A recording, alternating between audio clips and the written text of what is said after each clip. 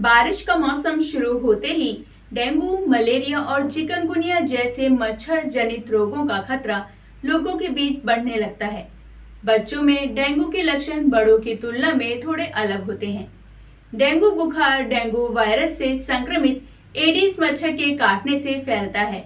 इसके लक्षण हल्के से लेकर गंभीर भी होते हैं, जो कभी-कभी जानलेवा भी हो जाते हैं। कोई व्यक्ति डेंगू से खुद का बचाव तभी कर सकता है जब वह इस संक्रमण के बारे में, इसके लक्षणों से लेकर बचाव तक के उपाय के बारे में सही जानकारी रखता हो। तो चलिए आज डेंगू के विषय पर ही डॉक्टर राम बाबू जी से जानते हैं। डेंगू बुखार किस कारण से होता है? डेंगू बुखार आजकल जो है बहुत ज़्यादा फैला हुआ है। और डेंगू बुखार के बारे में ये है कि ये साइकिल्स में आता है। मतलब हर वर्ष एक ही तरह से डेंगू नहीं आता है। 3-4 वर्ष के उपरांत एकदम से डेंगू का प्रसार तेज़ी से होता है। और आजकल बच्चों में ख़ास तौर से डेंगू बहुत ज़्यादा फैला हुआ है। ये डेंगू बुखार जो है वो एक इसका जो ऑर्गेनिज्म है या जो जीवाणु है इसके लिए उत्तरदायी है वो है एक वायरस, एक बैक्टीरिया नहीं है। और आप लोगों की जानकारी के लिए मैं बता देना चाहता हूँ कि डेंगू वायरस का कोई सीधा सीधा कारगर उपचार नहीं है। जैसे कि हम मलेरिया के लिए कहते हैं कि क्लोरोक्विन ले लो या ये दूसरी दवाइयाँ ले लो, ऐसी डेंगू के लिए कोई स्पेसिफिक ट्रीटमेंट उपलब्ध नहीं होने के कारण कभी कभी डेंगू जो है वो जटिलता ले लेता है और जानलेवा भी हो सकता है। इनमें क्या क्या लक्षण देखने में आते हैं? हालांकि 90% पेशेंट्स में डेंगू जो है सामान्य लक्षण पैदा करता है। बुखार, सिर दर्द, आंखों के पीछे दर्द होना, एक अवसाद की भावना होना, जनरलाइज बॉडी एक, पूरे शरीर पर लाल लाल बारीक दाने होना, ये सब डेंगू के लक्षण हैं। और 3 से 5 दिन 6 दिन के बाद यह अपने आप ठीक हो जाता है। लेकिन यदि बॉडी इम्यूनिटी कम है या किसी कारण से जटिल रूप धारण कर लेता है तो इसमें बच्चे को या मरीज को अस्पताल में भी भर्ती कराने की आवश्यकता रहेगी और कभी कभी आईसीयू वार्ड में रखकर इसका तत्परता से उपचार करना जरूरी हो जाता है। डेंगू की वर्तमान स्थिति क्या है? क्या डेंगू जब आया था तो एक अलग हटके बुखार के रूप में आया था जिसको हम स्पोरेडिक केसेस कहते हैं। मतलब कहीं कहीं कुछ कुछ केसेस मिलते थे, लेकिन साल दर साल और पिछले 1.5-2 दशक में अब ये एक एंडेमिक बीमारी हो गई है। एंडेमिक बीमारी वो होती है कि उसी देश, उसी परिस्थिति, उसी भौगोलिक स्थिति के लिए वो स्थायी रूप से वो बीमारी वहाँ स्थापित हो जाती है। उसको हम कहते हैं एंडेमिक बीमारी। तो अब राउंड द ईयर भी चलते हैं, लेकिन रेनफॉल के बाद, अच्छी बारिश के बाद जब मच्छर बढ़ जाते हैं, क्योंकि इसका जो मच्छर है वो स्वच्छ पानी के अंदर ग्रो करता है। और एडीज एजिप्टाई नाम के मच्छर, जैसे मलेरिया एनाफिलिस नाम के मच्छर से फैलता है, तो ये एडीज एजिप्टाई नाम का मच्छर है। मलेरिया का मच्छर गंदे पानी में ब्रीड करता है, ग्रो करता है, प्रजनन करता है, जबकि एडीज एजिप्टाई स्वच्छ पानी के अंदर ग्रो करता है। लेकिन वाहक मच्छर होने के कारण जहाँ भी मच्छर का प्रजनन तेजी से होगा, ये जनरली बारिश के मौसम के बाद या मानसून के बाद एकदम फैलता है और मच्छर के काटने से, मच्छर के डंक से फैलता है। बच्चों में डेंगू के लक्षण क्या होते हैं? बच्चों के अंदर एक सामान्य वायरल फीवर की तरह डेंगू बुखार भी आता है, लेकिन डेंगू बुखार के अंदर बहुत तेज सिर दर्द होना, बच्चा किसी भी बुखार में इतना चिड़चिड़ा नहीं होता है या इतना ज़्यादा नहीं रोता है जितना डेंगू के अंदर होता है। मतलब सहन शक्ति की सीमा के बाहर बॉडी एक होता है और बुखार तेज चढ़ता है। ये एक बाईफेजिक इलनेस है। मतलब एक बार बुखार होता है, फिर ऐसा लगता है कि अब तो ठीक हो गए, और 2-3 दिन जब ठीक होने के बाद वापस से बुखार आता है, तब ये ज़्यादा डेंजरस होता है। मतलब रिकवरी फेज के अंदर डेंगू ज़्यादा खतरनाक होता है, जबकि ब्लीडिंग वगैरह शुरू हो जाती है। बच्चों में यदि दिमाग को चढ़ जाए तो दौरे भी आ जाते हैं। बच्चे के अंदर लीवर अफेक्ट हो जाती है तो सामान्य पीलिया की तरह भी इसके लक्षण आ सकते हैं। इसमें खूनी दस्त होना, काले रंग की लैट्रिन आना, नक्सीर आना या मसूड़ों से खून बहना या पेट के अंदर भी जो अंदर के हमारे अवयव हैं उनके अंदर भी ब्लीडिंग होना, ब्रेन के अंदर हेमरेज हो जाना, ऐसे रेयर लक्षण भी आते हैं। क्या डेंगू के अलग अलग प्रकार हैं? 4 तरह के वायरस होते हैं डेंगू के। Dengue virus 1, 2, 3, 4। इसके अंदर डेंगू वायरस 1 और 2 ज़्यादा खतरनाक माने गए हैं। एक बात और डेंगू बुखार के बारे में बताना चाहता हूँ कि यदि किसी को पहले डेंगू हुआ है तो पहली बार जो डेंगू बुखार होता है वो इतना परेशान नहीं करता है। वो 3 से 5 दिन के अंदर जो भी उसके लक्षण है, बुखार, सिर दर्द इत्यादि, उसके बाद पैरासीटामोल या जो भी नॉर्मल दवा देते हैं उसके बाद वो रिकवर हो जाता है। डेंगू में खतरे के लक्षण क्या हैं? साल 2 साल बाद पुनः डेंगू दूसरे वायरस स्ट्रेन के कारण होता है, सपोज टाइप 1 के बाद 2, 3 जिससे भी होता है, तब ये काफ़ी विकराल रूप में होता है। तब डेंगी हेमोरेजिक फीवर या dinghy shock syndrome, dinghy haemorrhagic fever dengue का ही एक खतरनाक या एडवांस स्थिति का बुखार है। इसके अंदर बुखार के साथ साथ खून बहने के लक्षण दिखने लग जाते हैं।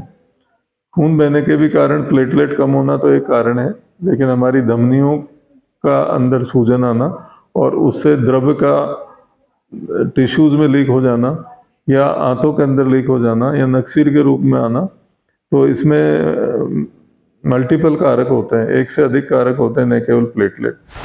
डेंगू में प्लेटलेट्स कम हो जाना, क्या ये खतरे का निशान है? जितनी जितनी रिसर्च होती जा रही है उसमें ये पाया गया है कि प्लेटलेट तो एक माइनर रोल प्ले करता है, जबकि कोएगुलेशन सिस्टम और धमनियों के रिसाव के कारण ज़्यादा ब्लीडिंग होती है। इसलिए कई लोग जब डेंगू के आजकल मरीज या सामान्य जो हमारे नागरिक हैं वो भी डेंगू के बारे में बहुत खुशी की बात है कि अत्यंत जागरूक हो चुके हैं और सबको पता है कि डेंगू एक ऐसा बुखार है जिसके अंदर प्लेटलेट कम हो जाती है। लेकिन कई बार जैसे ही वो रिपोर्ट हाथ में आती है परिवारजनों के और वो देखते हैं कि प्लेटलेट कम है, तो परिवार में एक तरह से बहुत ज़्यादा चिंता हो जाती है और एक भूचाल सा आ जाता है कि अब हमारे बच्चे का क्या होगा। तो वहाँ मैं आप लोगों को ये बताना चाहता हूँ कि केवल मात्र प्लेटलेट काउंट संख्या, इस पर नहीं जाइए। प्लेटलेट कम या ज़्यादा होने पर भी डेंगू इतना खतरनाक नहीं हो सकता है। इसमें इस चीज़ को ऐसे समझिए, प्लेटलेट वैल्यू कोई भी हो, लेकिन यदि कहीं से ब्लीडिंग नहीं हुई है तो डेंगू बिल्कुल भी खतरनाक नहीं है। मतलब आप लोगों को अतिशयोक्ति के रूप में मैं कहना चाहता हूँ, मैंने ऐसे मरीज भी देखे हैं जहाँ प्लेटलेट जो है मुश्किल से 100-200 या 1000 की संख्या में है और उनको कोई भी खतरा नहीं हुआ और वो रिकवर हो गए हैं। परंतु ठीक है, जागरूकता अच्छी बात है, पर इसको लेकर के हमें बहुत ज़्यादा पैनिक क्रिएट नहीं कर देना चाहिए कि अरे इसकी प्लेटलेट तो 80,000 ही रह गई, 50,000 ही रह गई, अब क्या होगा, ये तो बहुत सीरियस हो गया। ऐसा नहीं है। संबंधित आपके चिकित्सक जो भी हैं उनसे इस बारे में सलाह लें और मॉनिटरिंग इज़ वेरी इम्पोर्टेंट। ऐसे कौन से लक्षण हैं जिनसे हमें पता चले कि अब डेंगू गंभीर अवस्था में हो गया है? इन लक्षणों की जानकारी आप सभी को होना जरूरी है और ये लक्षण है कि बच्चा बिल्कुल ही खाना पीना बंद कर दे या लगातार उल्टी होती रहे, उल्टी की आपने दवा दी फिर भी कोई आराम नहीं हो रहा, या लगातार पेट दर्द होता है, दवा देने के बावजूद भी पेट दर्द ठीक नहीं हो रहा है, पेट पर आफरा आ रहा है, ये है। या बच्चा लिथार्जिक मतलब बिल्कुल ही निश्चल पड़ा हुआ है बेड पे, उठना ही नहीं चाहता, खाना पीना ही नहीं चाहता, बात ही नहीं करना चाहता, ये भी एक डेंजर साइन माना गया है। इसके अलावा कहीं से भी ब्लीडिंग शुरू होना, यदि कहीं से भी रक्तस्राव शुरू हो गया है तो एक गंभीरता और जटिलता का द्योतक है। इसलिए इन लक्षणों, यदि आपके बच्चे में या बड़ों में भी इस तरह के हाथ पैर ठंडे हो जाना, यदि आप छू के देखें नब्ज एकदम ढीली चल रही है, हाथ पैर ठंडे हैं, तो तुरंत ही डॉक्टर साहब को दिखाना है और हो सके तो उसको अस्पताल में एडमिट करवा देना है। क्या डेंगू का कोई विशेष उपचार होता है?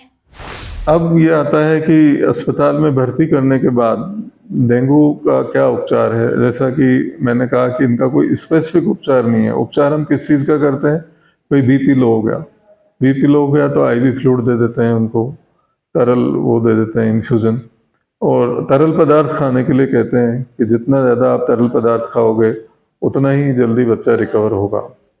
तरल पदार्थ में सामान्यतः हम नारियल पानी, नींबू की शिकंजी, छाछ, यदि कोई सूप पसंद करते हैं टमाटर का सूप, फ्रेश फ्रूट जूस, ये सब देंगे तो रिकवरी अच्छी होगी, क्योंकि इसमें फ्लूइड लीकेज होकर टिश्यूज़ में चले जाता है और बीपी कम होने के चांसेस रहते हैं। तो यदि आप फ्लूइड की मात्रा बराबर रखेंगे, तरल पदार्थ का सेवन बराबर रखेंगे, तो वो जटिलता से बच जाएंगे और रिकवरी सामान्य रूप से हो जाएगी।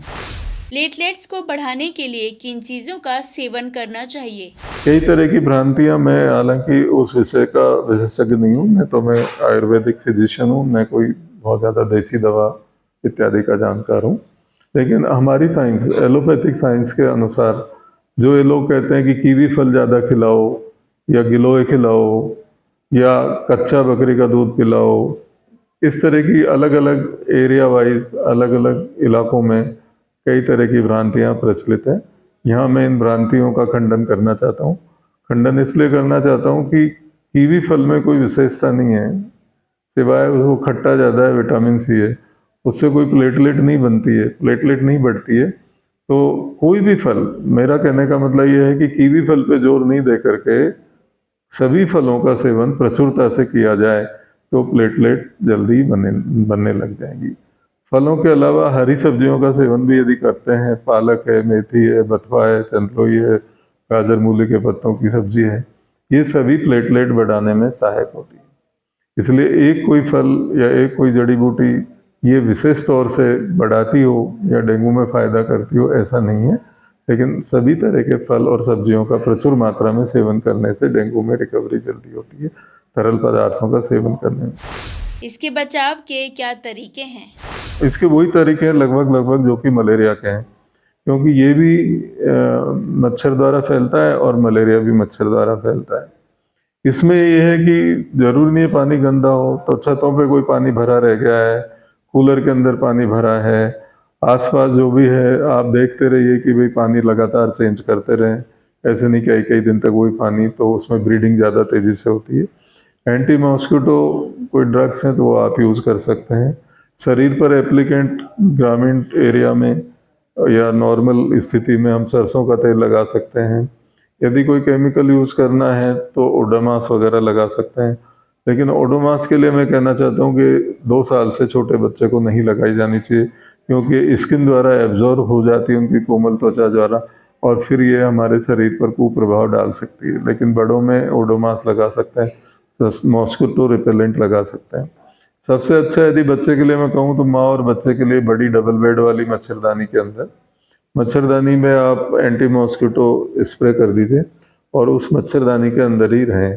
पूरे कपड़े पहना दें, वो कैसे सोएगा जब तो मच्छरदानी में सो जाएगा, लेकिन जब बाहर घूमेगा तब क्या होगा? तो बाहर घूमने का मतलब ये है कि फुल आस्तीन की और पजामा, ये जिससे कम से कम एक्सपोज्ड पार्ट कम हो, जिससे कि मच्छर वहाँ काट नहीं सके। और जैसे हमारे मकान है उनमें जालीदार किवाड़ लगाना, जालीदार खिड़कियाँ लगाना, पानी को भरने नहीं देना, और कोई भी बीमारी को हम नॉर्मल वे में नहीं लें, ठीक है। जैसे ही कोई लगे कि गंभीरता के लक्षण आ रहे हैं तो चिकित्सक से संपर्क करें, और यदि ऐसे कोई लक्षण है, भर्ती कराने की आवश्यकता है तो भर्ती जरूर करवाएं। तो यह था हमारा आज का स्वास्थ्य। बंधुओं, डेंगू संक्रमण को लेकर कई लोगों के मन में यह प्रश्न रहता है कि क्या डेंगू संक्रमण किसी संक्रमित व्यक्ति के छूने से भी फैल सकता है? परंतु यह ना तो छूने से फैलता है और ना ही पास में रहने से फैलता है, बल्कि हमें साफ सफाई पर ध्यान रखने की जरूरत है। जैसे कूलर का पानी बदलते रहें, घर के आसपास पानी ना जमा होने दें आदि। आपको हमारे कार्यक्रम कैसा लगा कमेंट करके जरूर बताएं, और साथ ही लाइक शेयर सब्सक्राइब अवश्य करें। तो चलिए मिलते हैं अगले शुक्रवार इसी समय इसी चैनल पर। तब तक आप देखते रहें विश्वकर्मा टुडे न्यूज़।